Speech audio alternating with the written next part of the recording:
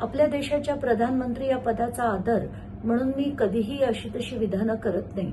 पण कालचं प्रधानमंत्री मोदी यांचं जे भाषण ऐकलं आणि त्यातनं त्यांनी जनतेला सांगितलं की बाबा इंधन वाचवा, मेट्रोचा वापर करा, गाड्या वापरू नका, सोनं खरेदी करू नका, अगदी इतकंही म्हणाले की तुम्ही तेल कमी वापरा घरी, खाण्याचं तेल, आणि परदेश प्रवास टाळा.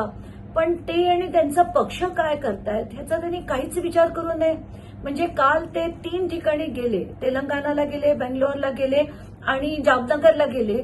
प्रत्येक ठिकाणी त्यांनी पब्लिक रॅलीज घेतल्या. आता ते स्वतः चार्टर्ड फ्लाईटने जातात. तिथे गेल्यानंतर 40-50 गाड्यांचा त्यांचा ताफा असतो. तर हे करणं कितपत योग्य आहे? इतकंच नाही तर ते आता शुक्रवारी स्वीडन, नॉर्वे, UAE, इटली अशा सगळ्या परदेश दौरा ते स्वतः करणार आहेत. तर मला हाच प्रश्न पडला एक सामान्य स्त्री म्हणून की बाबा हे योग्य आहे का? प्रॅक्टिस व्हॉट यू प्रीच हे खरं असायला नको का? आणि जर त्यांना तसं करायचं असेल तर त्यांनी तसं स्वतः वागवून दाखवावं.